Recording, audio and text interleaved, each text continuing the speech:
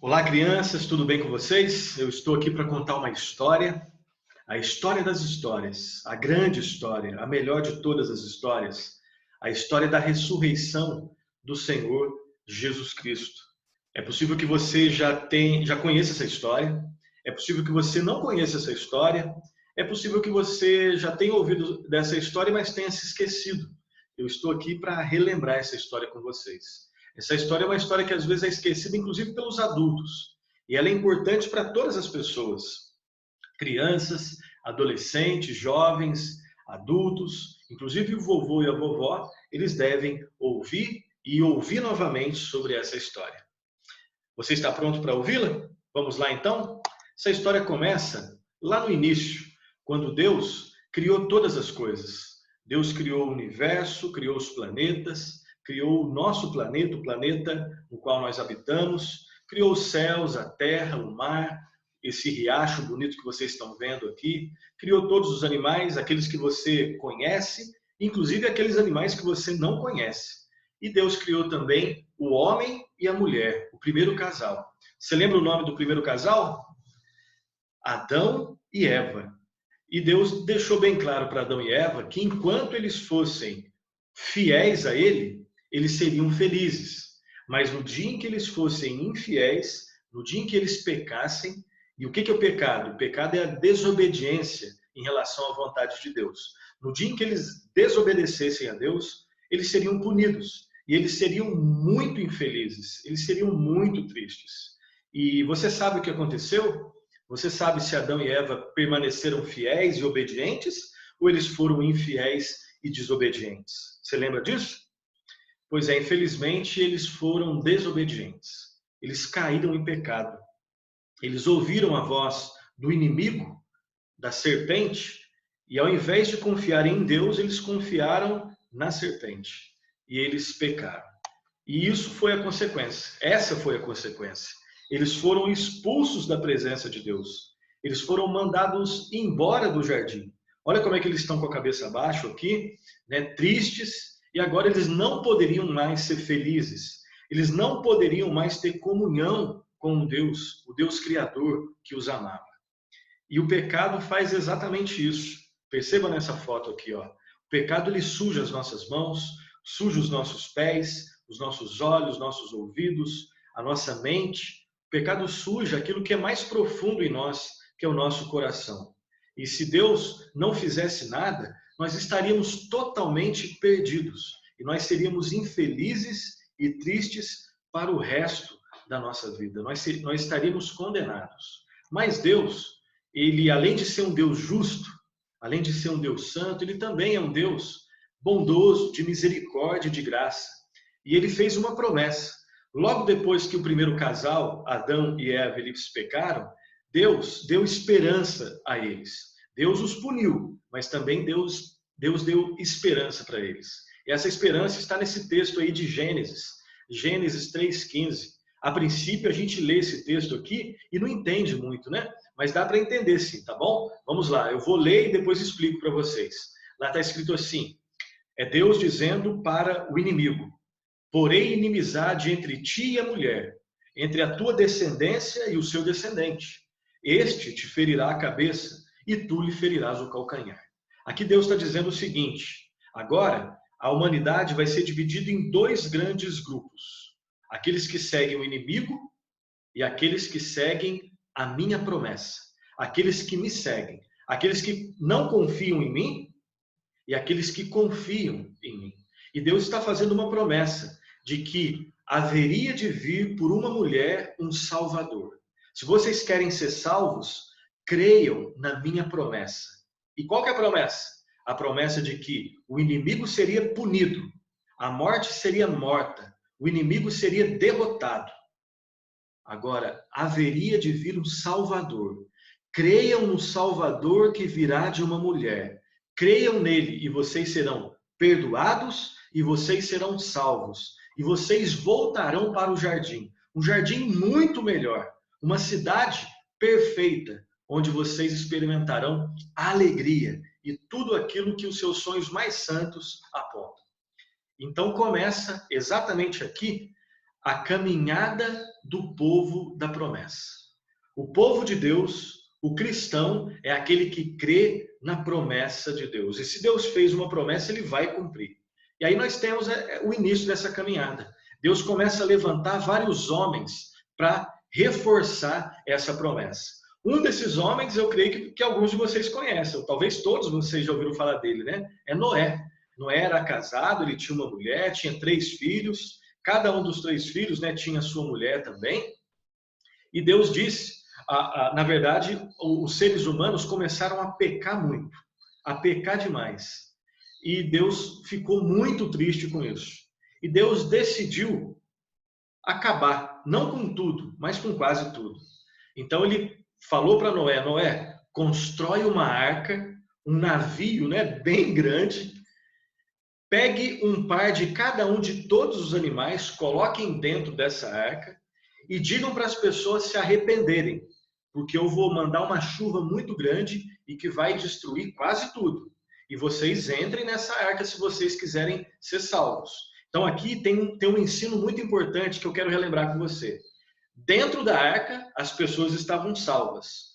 Fora da arca, as pessoas estariam perdidas.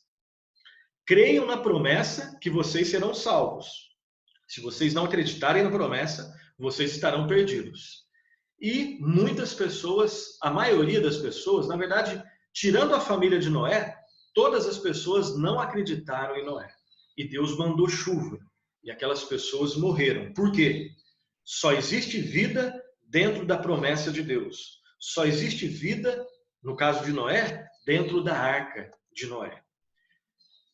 A chuva acabou, as coisas ficaram secas, Noé saiu da arca, os animais saíram da arca e começaram a povoar o mundo de novo. Será que as pessoas mudaram? Infelizmente não, porque as pessoas não conseguem mudar por si mesmas. Elas só mudam se Deus transformar a vida delas. As pessoas continuaram, infelizmente, a pecar. Inclusive, olha só como é que é triste, inclusive Noé e a sua família, eles pecaram, e pecaram feio. E parece que a humanidade ia se perder de novo, né? Não ia ter nenhuma solução. Mas lembre-se, havia uma promessa. Deus fez uma promessa e iria cumpri-la. Deus tinha feito uma promessa e ele cumpriria essa sua promessa. Deus tinha um plano para salvar as pessoas, ele prometeu um Salvador.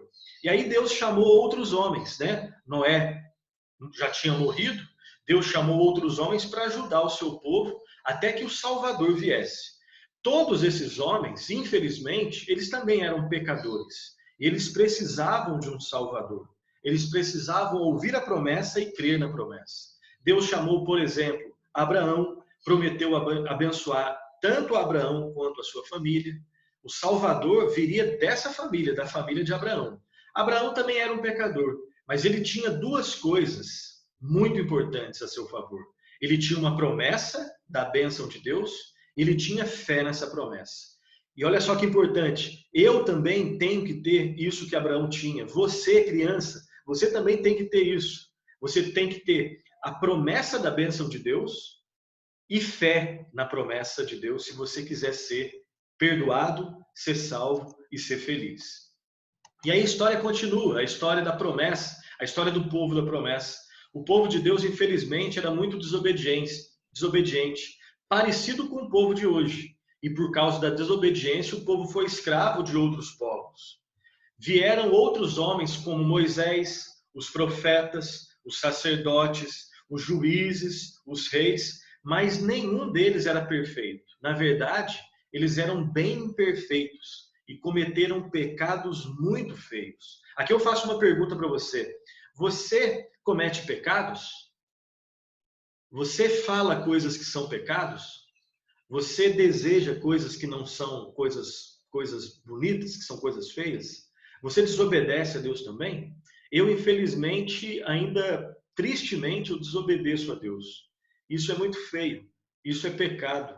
Assim como o povo lá de antigamente, o povo dessa época aqui, todos nós, as crianças são assim, os pais também são assim, nós ainda pecamos, mas nós devemos crer na promessa de um Salvador, porque é Ele que perdoa os nossos pecados E Ele é que nos faz ser verdadeiramente felizes e nos torna salvos. A história continua e eu quero relembrar com você mais um pouquinho dessa história aqui. Houve um rei chamado Davi, que embora fosse um pecador, era um homem que temia a Deus e amava ao Senhor.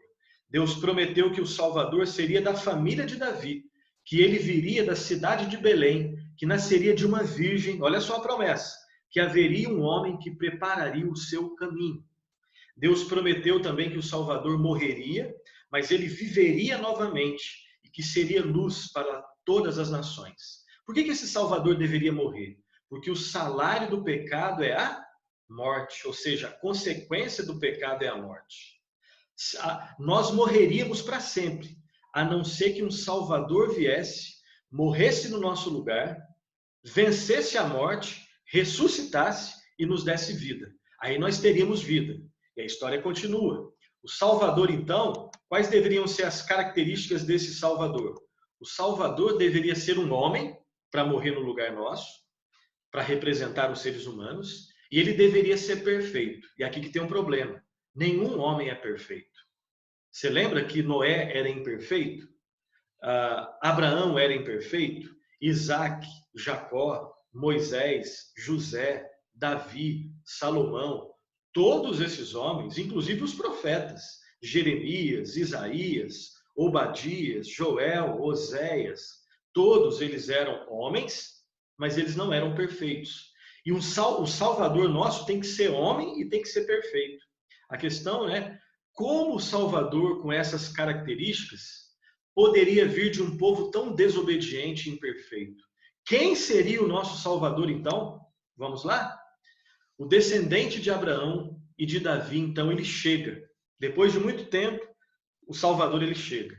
Ele chega e ele é profeta, ou seja, ele fala de Deus. Ele é sacerdote.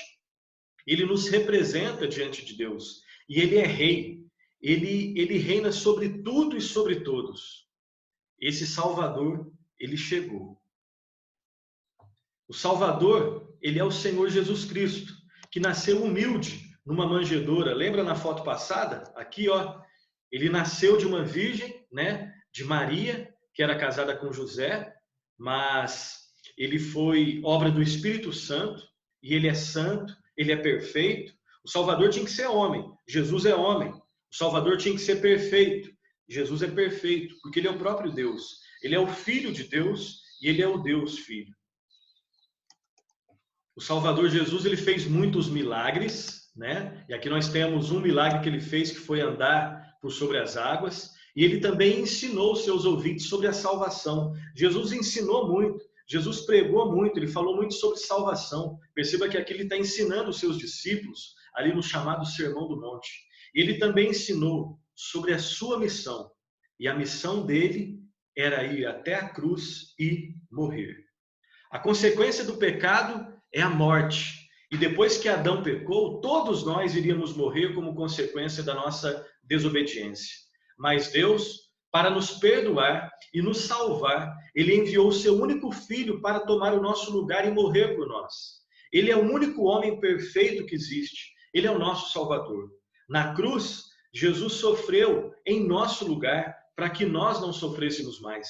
Na cruz, Jesus morreu em nosso lugar para que não morrêssemos mais. Na cruz, Jesus resolveu o nosso grande problema, que é o pecado.